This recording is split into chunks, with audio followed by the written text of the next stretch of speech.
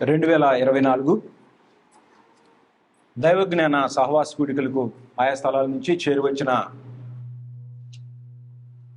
సువార్థికులు, దైవజనులు, పరిశుద్ధులు, ప్రియులైన ప్రతి వారికి ప్రభువైన యేసుక్రీస్తు నామములో వందనాలు సమర్పిస్తున్నాం. యేసుక్రీస్తు పంపబడిన వాడు. ఈ పంపబడిన వాడికి ఒకవేళ మనమే పంపించామనుకున్న ఒక వ్యక్తిని అధికారం ఇవ్వకుండా పంపిస్తే ఆ వ్యక్తి ఎక్కడ చెల్లుబాటు కాడు. పంపిన ఆయనకి ఏ పని మీద పంపించామో ఆ పనిని నెరవేర్చడానికి ఏం కావాలి? అధికారం కావాలి. ఈ అధికారం లేకుండా భూమి మీదకి క్రీస్తు ప్రభువు వస్తే మానవులు ఎవరు కూడా అంగీకరించరు. అందుకని పరమందున దేవుడు ఏం చేశాడంటే అధికారాన్ని ఇచ్చి పంపించాడు. లోకంలోకి వచ్చేటప్పుడు, భూమి మీదకి వచ్చేటప్పుడు, ప్రభువైన యేసుకి దేవుడు పంపేటప్పుడు అధికారాన్ని ఇచ్చి పంపించాడు. ఏం అధికారాన్ని ఇచ్చి పంపించాడు? ప్రత్యేకంగా పాపాలను క్షమించే అధికారం ఇచ్చాడు. క్రీస్తు ప్రభువుకి పాపాన్ని క్షమించేటువంటి అధికారం ఇచ్చి పంపించాడట. ఎవరిచ్చారంటే దేవుడిచ్చాడు.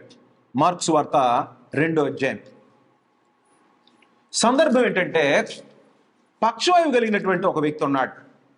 మొదటి వచనం నుండి చదువుకుంటూ వస్తే 3వ వచనంలో పక్షవాయువు కలిగిన కొంతమంది అట మోసుకుంటే ఆయన దగ్గర తీసుకొచ్చారట. చాలా మంది ఉన్నారట.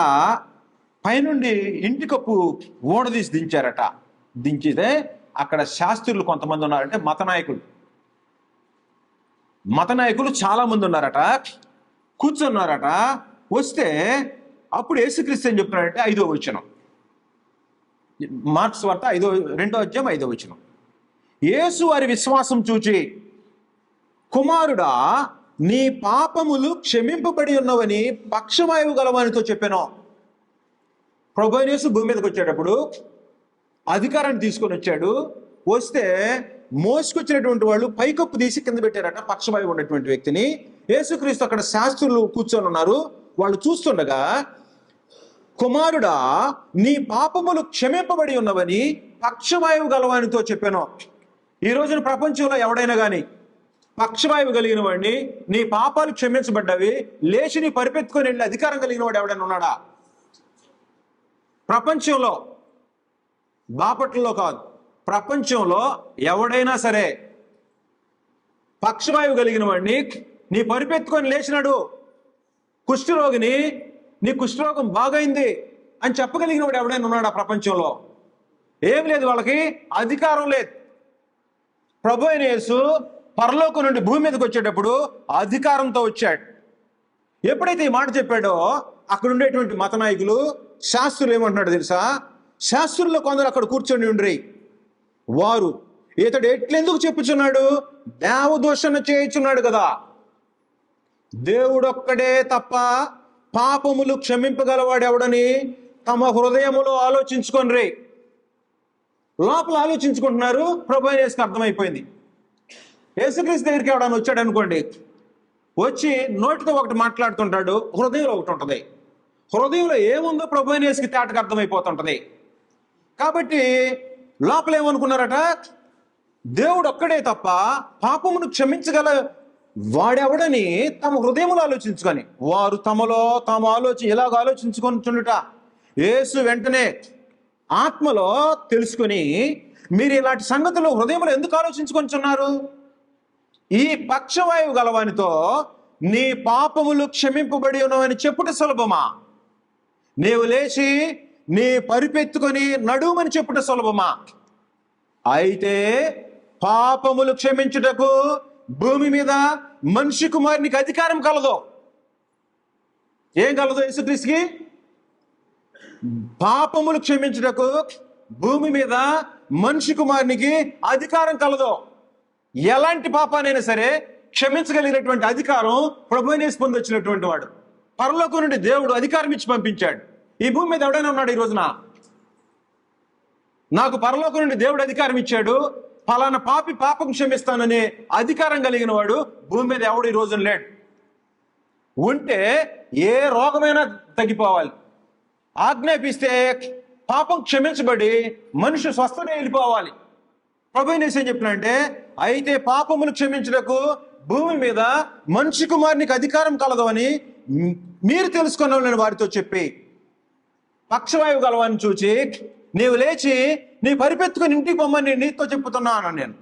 తత్క్షణమే వాడు లేచి పరిపెత్తుకొని వారందరూ ఎదుట నడిచిపోయాను. వారందరూ విభ్రాంతి నుండి మనం ఇలాంటి కార్యములు ఎన్నడూ చూడలేదని చెప్పుకొనచ్చు దేవుని మహిమపరిచరే. మహింపరిచింది ఎవరిని? దేవుణ్ణి మహింపరిచారు. ఎందుకు మహింపరిచారు? క్రీస్తు ప్రభు భూమి మీద చేసినటువంటి పక్షవాయువు కలిగినటువంటి వాడిని లేచి పరిపెత్తుకొని వెళ్ళిపో అన్నాడట. ప్రార్థన ఏమన్నా చేశాడా? 4 వారాలు ఉపవాసం చేద్దాం రండి నీ వ్యాధి బాగుపడటానికి అన్నాడా? లేదు. అధికారం ఉంది ఆయనకి. అధికారం కలిగిన వాడికి ఆ అధికారాన్ని వినియోగిస్తే పని జరిగిపోవాలా. అది అధికారం అంటే. ఆ అధికారం అనేటువంటిది ప్రభువుని వేసుకుంది కాబట్టి అధికారాన్ని ఉపయోగించి ఆయన స్వస్థత చేశాడు. మత్తయి సువార్త 9వ అధ్యాయం. మత్తయి సువార్త 9వ అధ్యాయంలో ఇదే సంగతి.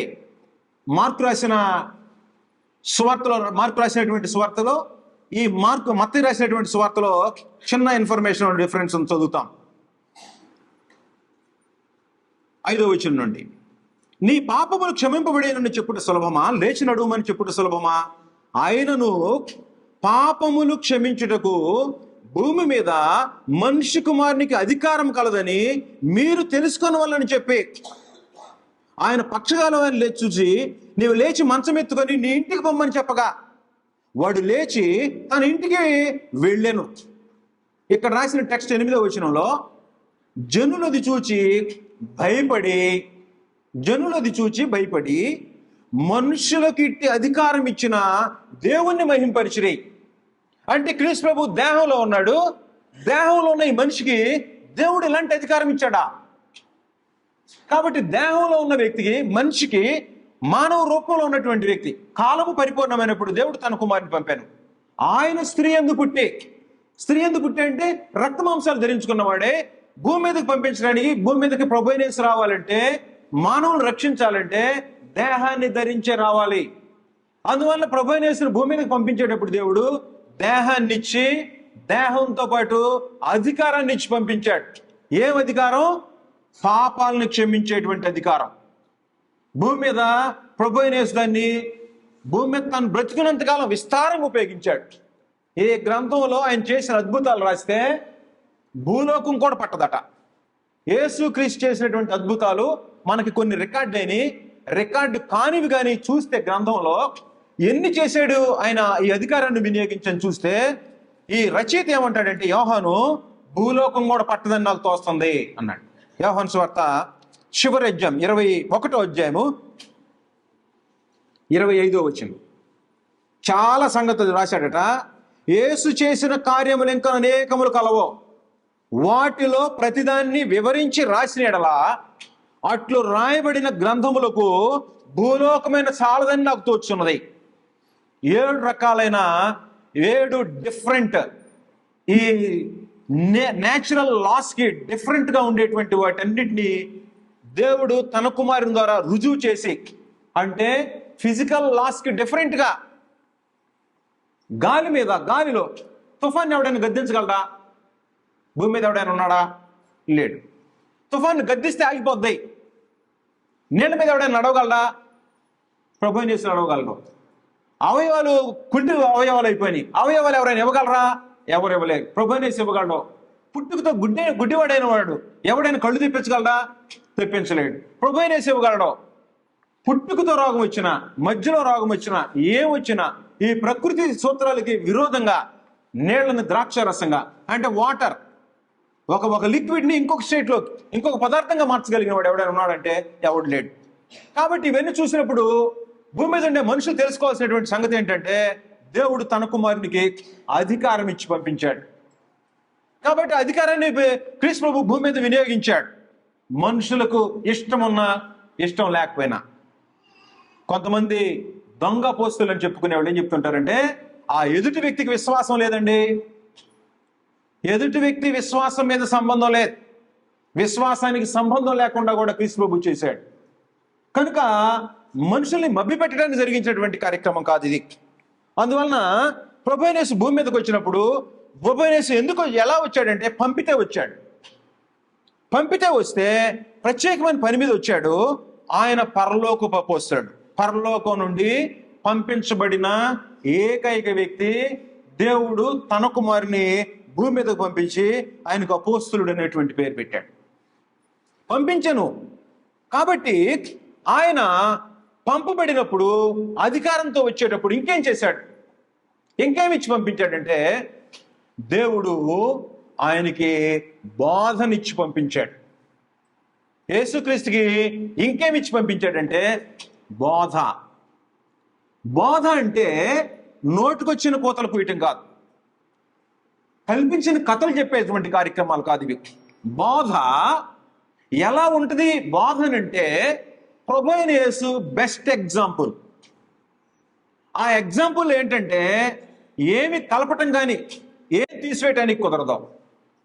ఆయన పంపించిన భూలోకాన్ని పంపించడానికి ప్రాథమికమైన ఉద్దేశం ఏంటంటే ధర్మశాస్త్రాన్ని నెరవేర్చాలి, మానవులకు అడ్డం లేకుండా దాన్ని ఎత్తివేయాలి. అందుకనే క్రీస్తు భూమి మీదకి వచ్చినప్పుడు పంపించబడిన పర్పస్ చెప్పాడు. మత్తయి సువార్త 5:17 ప్రవక్తల వచనములైనను ధర్మశాస్త్రములైనను ప్రవక్తల వచనములైనను కొట్టివేయవచ్చునని తలంచదో, నెరవేర్చుటకే గాని దాన్ని కొట్టివేయుటకు నేను రాలేదు. ఎవరు నెరవేర్చమని పంపించారు? తండ్రి పంపించాడు. దాన్ని నెరవేర్చడానికి తండ్రి నీ చిత్తము నెరవేర్చడానికి ఇదిగో నేను దిగి వచ్చి ఉన్నాను అన్నాడు. కాబట్టి తండ్రి చిత్తం ఏంటి? ధర్మశాస్త్రాన్ని నెరవేర్చడానికి, మానవుల్ని రక్షించడానికి. కాబట్టి అలా పంపబడినప్పుడు ఏం చేశాడంటే బోధ. యేసుక్రీస్తుకి బోధను కూడా ఇచ్చి పంపించాడు. ఈ బోధ పంపించినప్పుడు ఆ క్రీస్తు తన మాటల్లో చెప్తున్నాడు, బోధన గురించి మాట్లాడుతున్నాడట. యోహాను సువార్త 12:49 మాట్లాడే మాటలు నోటికొచ్చి కల్పించుకొని ఏవి పెడితే అవి మాట్లాడటానికి ప్రభువైన యేసు భూమి మీదకి రాలేదు. 44 నుండి చదువుకుంటాం. అంతటా యేసు బిగ్గర వారితో ఇట్లా, నేను నా యందు విశ్వాసం ఉంచువాడు నా యందు కాదు, నన్ను పంపిన వాని యందే విశ్వాసం ఉంచుచున్నాడు. అంటే యేసు క్రీస్తునందు విశ్వాసం ఉంచితే దేవుణ్ణి విశ్వాసం ఉంచినట్టే. యేసుక్రీస్తుని చూసిన వాడు తండ్రిని చూసినట్టే అని చెప్పుకుంటూ వచ్చి, నా యందు విశ్వాసం ఉంచు ప్రతివాడు చీకట్లో నిలిచి ఉండకుండానట్లు నేను ఈ లోకమునకు వెలుగుగా వచ్చి ఉన్నాను. ఎవడైనను, కండిషన్ చెప్పాడు, ఎవడైనంటే భూమి మీద ఏ మనుషులు కూడా వదల్లా. ఎవడైనను నా మాటలు వినియో వాటిని గైకొనకుండిన ఎడల నేను అతనికి తీర్పు తీర్చను. నేను లోకమునకు తీర్పు తీర్చుటకు రాలేదు. అంటే మొదటిసారి వచ్చినప్పుడు యేసుక్రీస్తుని దేవుడు లోక రక్షకుడిగా ఉండటానికి పంపించాడు. మొదట లోకానికి పంపినప్పుడు లోక రక్షకుడిగా ఉండటానికే, ఎవరికి తీర్పు తీర్చడానికి పంపలా, లోక రక్షకుడిగానే ఉండటానికి పంపించాడు.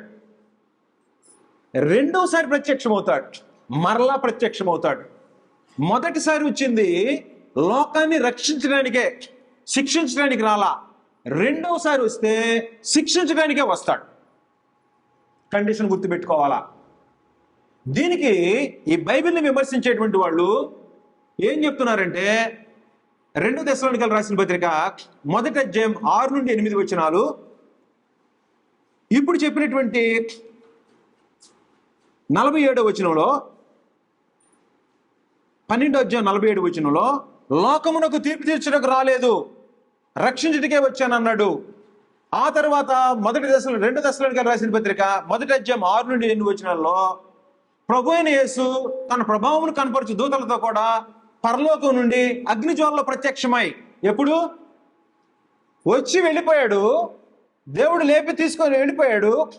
ఇప్పుడు మరలా వస్తాడు.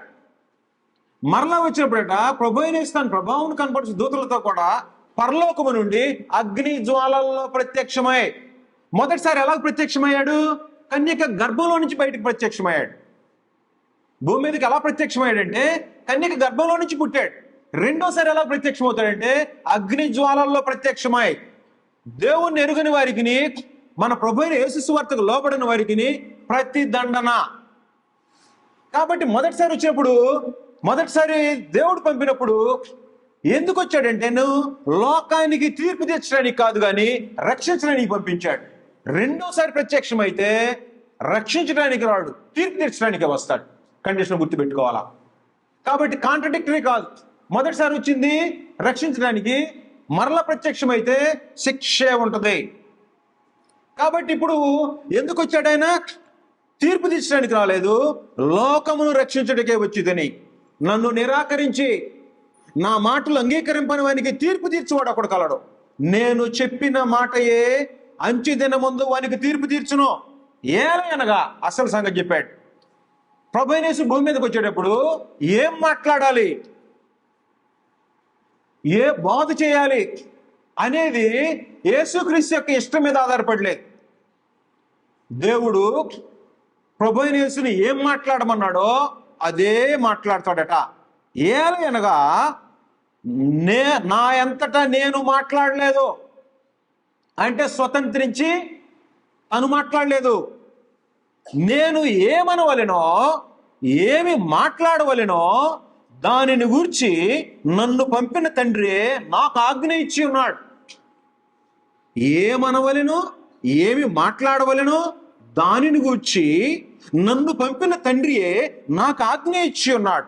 మరియు ఆయన ఆజ్ఞ నిత్య జీవమని నేను ఎరుగుదును గనుక నేను చెప్పు సంగతులను, జాగ్రత్తగా వినాలి ఇక్కడ, నేను చెప్పు సంగతులను తండ్రి నాతో చెప్పిన ప్రకారము చెప్పుచున్నాను.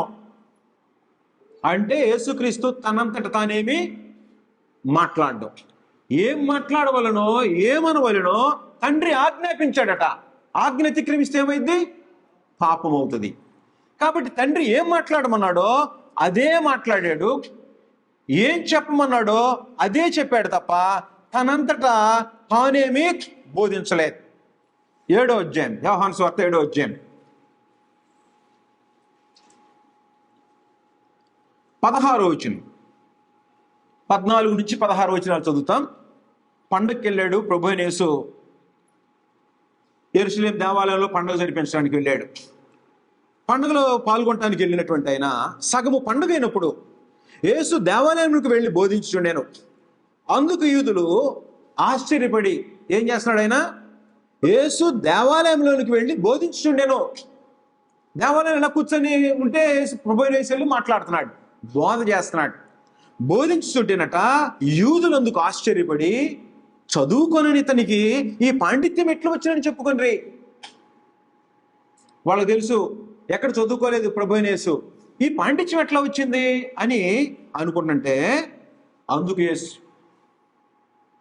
నేను చేయి బోధ, నా పాండిత్యం నాది కాదు నాయన, నేను చేయి బోధ నాది కాదు, నన్ను పంపిన వానిదే. నేను చేసే బోధ ఎవరిది? నాది కాదు, నన్ను పంపిన తండ్రిదే. కాబట్టి నన్ను పంపిన తండ్రి ఏం చేశాడు? నా చెప్పండి, ఎవడైనను ఆయన చిత్తము చొప్పున చేయ నిశ్చయించుకుని ఎడలా, నిన్ను ఎవడు పంపాడో పంపిన వాని చిత్తాన్ని నువ్వు చేయాలనుకుంటే ఏం చేయాలో తెలుసా? ఆ బోధ మనుషుల వల్ల కలిగినదో లేక నా అంతటా నేనే బోధించుచున్నానో వాడు తెలుసుకున్నావు. ప్రభువైన యేసు తనంతట తాను బోధిస్తున్నాడా? తండ్రి చెప్పిన మాటలు మాట్లాడుతున్నాడా? తండ్రి ఏం మాట్లాడమన్నాడో ఏమనమన్నాడో అదే మాట్లాడుతున్నాడు. తనంతట తానే బోధించువాడు అంటే ఈ రోజునైతే ఈ లేఖనాలను పక్కన పెట్టి తన ఉద్దేశాన్ని బోధించేవాడు. లేకపోతే ఒకవేళ ప్రభువైన యేసు తనంతట తానే బోధించేవాడు. స్వకీయ మహిమను వెదకును. స్వకీయ మహిమనంటే తాను గొప్ప చేసుకుంటానికి మాట్లాడతాడు. కానీ తన్ను పంపిన వాని మహిమను వెదుకువాడు సత్యవంతుడు. కాబట్టి ప్రభువైన యేసు సత్యవంతుడు. తన్ను పంపిన వాని యొక్క బోధ మాత్రమే చేస్తాడు కానీ తనంతట తానేమీ బోధించడు. యేసుక్రీస్తు తనంతట తానేం బోధించడానికి ఉద్దేశించలేదు. 8వ అధ్యాయము, ఇదే యోహాను సువార్త 8వ అధ్యాయం 26 నుండి 29 వచనాలు చదువుతాం. యోహాను సువార్త 8వ అధ్యాయము 26వ వచనం నుండి 29వ వచనం వరకు చదువుతాం. కాబట్టి వారు 26 మిమ్మల్ని గూర్చి చెప్పుటకు, తీర్పు తీర్చుటకును నాకు చాలా సంగతులు కలవు, కానీ నన్ను పంపిన వాడు సత్యవంతుడు. ఎవరైనా పంపింది? ఎవరు పంపింది? తండ్రి. సత్యవంతుడు. నేను ఆయన యొద్ద వినిన సంగతులే. ఎక్కడ విన్నాడంటే సంగతులు? దేవుని యొద్ద. దేవుని యొద్ద అంటే ఎక్కడ? పరలోకంలో. దేవుడు పరలోకంలో ఉన్నాడు. ఆయన యొద్ద వినిన సంగతులే లోకమునకు బోధించుచున్నానని చెప్పాను. కాబట్టి ఇప్పుడు యేసుక్రీస్తు ఎక్కడ విన్న మాటలు మాట్లాడుతున్నాడు? పరలోకంలో తండ్రి దగ్గర విన్నటువంటి మాటలు మాట్లాడుతూ ఉన్నాడట. 15వ అధ్యాయం చదివితే, తండ్రి వలన విన్నాడట, ఆ వినిన సంగతులు మాట్లాడుతున్నాడు. 15వ వచనం, దాసుడు తన యజమానుడు చేయుదాన్ని ఎరుగడు గనుక ఇకను మిమ్మల్ని దాసులని పిలవక స్నేహితులని పిలుస్తున్నాను. అపోస్తులతో మాట్లాడుతున్నాడు. ఎందుకనగా నేను నా తండ్రి వలన వినిన సంగతులన్నిటినీ మీకు తెలియజేసి తినే. ఇక్కడ మీకు అనేటువంటి పదం లోకం మొత్తానికి కాదు. యోహాను సువార్త, ఈ బైబిల్ అర్థమైన వాళ్ళకి అర్థమైంది. 14వ అధ్యాయము, 15వ అధ్యాయము, 16వ అధ్యాయము, 3 అధ్యాయాలు ప్రభు అయిన యేసు అప్పగింపబడబోయేటువంటి రాత్రి 12 మంది అపోస్తులను కూర్చోబెట్టి వాళ్ళతో విస్తరించి మాట్లాడుతున్నాడు. వాళ్ళతో మాట్లాడేటువంటి సందర్భం ఇది. కాబట్టి వాళ్ళతో ఏం చెప్తున్నాడంటే 15వ వచనంలో, నేను తండ్రి వలన వినిన సంగతులన్నిటినీ మీకు తెలియజేసి తిని. ఎందుకంటే ప్రభు అయిన యేసుతో పాటు తిరిగే వాళ్ళే. ఎన్ని చెప్పాడట? అన్ని సంగతులు. కాబట్టి అన్ని సంగతులు బోధించాడట. ఎవరికి చెప్పాడు? అపోస్తలులకు చెప్పేశాడు. కాబట్టి మాట్లాడినటువంటి తండ్రి దగ్గర విన్నటువంటి మాటలు, పరలోకం నుండి వచ్చినటువంటి బోధ క్రీస్తు ప్రభు తనకు అప్పగింపడినటువంటి అపోస్తలులకి అందించాడు. ఎక్కడ విన్నాడు ఈ బోధ అని కానీ మనం చూసినట్లయితే, ప్రభు అయిన యేసు పాత నిబంధన చరిత్రలో ముందుగానే సంగతులు రాయబడ్డాయి. యెషయా గ్రంథంలో యేసుక్రీస్తట వినటానికి కూర్చున్నప్పుడు ప్రభు అయిన యేసుకి పరమందున దేవుడు బోధించాడు. పరలోకంలో బోధించేటువంటి సంగతుల్లో కొన్ని సంగతులు బాగా కష్టంగా ఉంటాయి. మనకు కూడా ఇప్పుడు ఎలా ఉంటుందో తెలుసా? కొన్ని సంగతులు చెప్తుంటే ఇష్టం ఉండవు. మనకి ఏది ఇష్టం ఉంటుందో అంతవరకే తీసుకుంటారు. ఇష్టం ఉన్న వారికి తీసుకొని ఇష్టం లేని విషయాలు వదిలిపెట్టడానికి కుదిరే కార్యక్రమం కాదు. దేవుడు ప్రభు అయిన యేసుని భూమి మీదకి పంపించేటప్పుడు బోధ చేసినప్పుడట, ఆ బోధ చేసేటప్పుడు కొన్ని కష్టమైన సంగతులు చెవికి వినబడుతున్నాయి.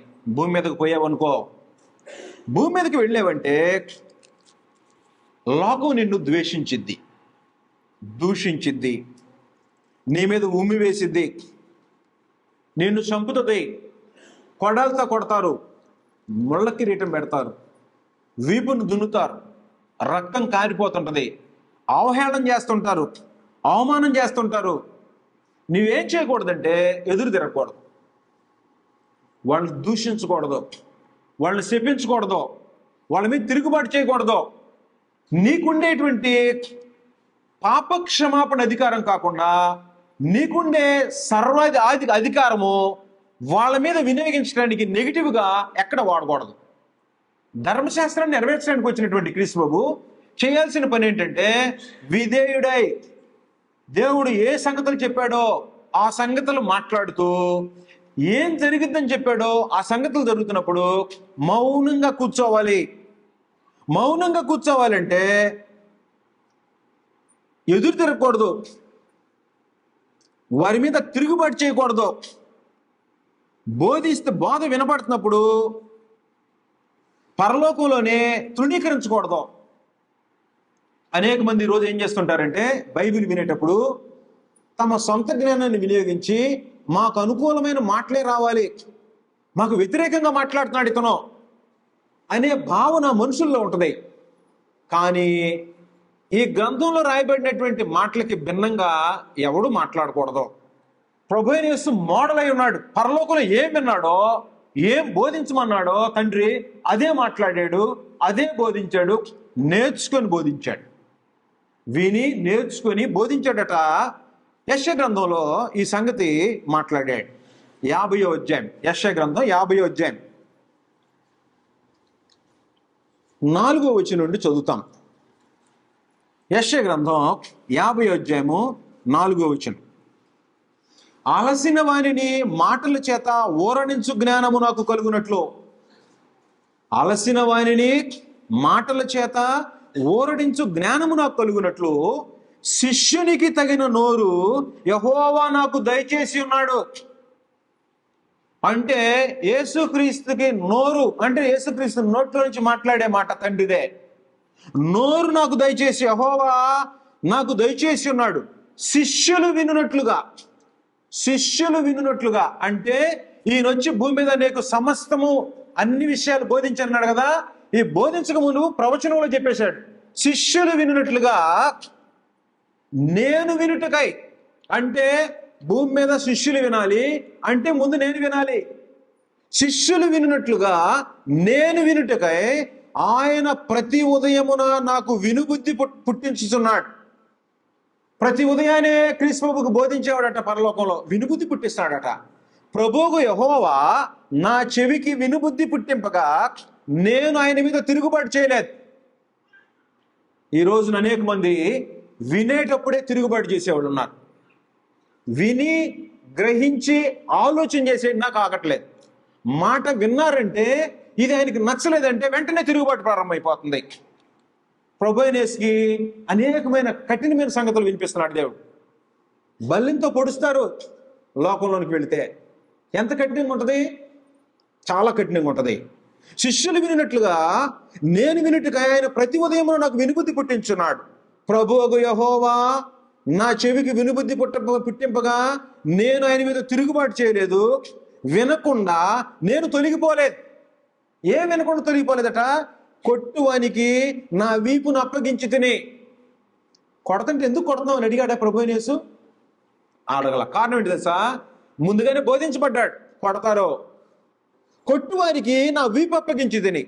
వెంట్రుకలు పెరికివే వారికి క్రీస్తు ప్రభు చెంపలట్ట పెరిగారు. పెరకటం అంటే మామూలుగా కాదు. యూదులు పెంచుకునే చెంపలు ఇంత బారులు ఉంటాయి. క్రీస్తు ప్రభు పట్టుకొని పీకేశారంట.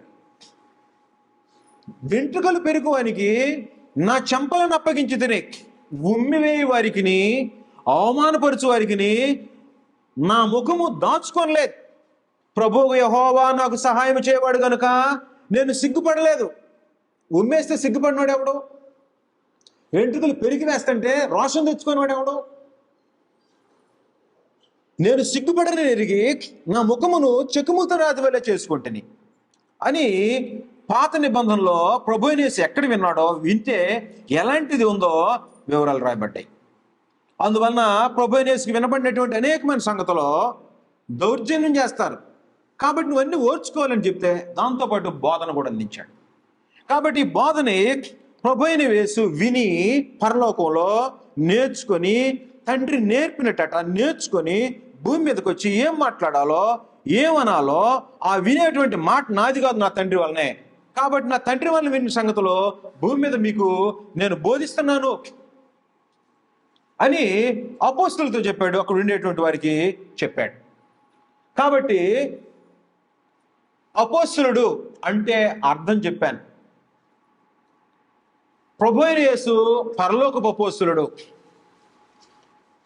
పంపబడినవాడు, వచ్చినవాడు, తనంతట తాను వచ్చినవాడు కాదు, పంపబడినవాడు.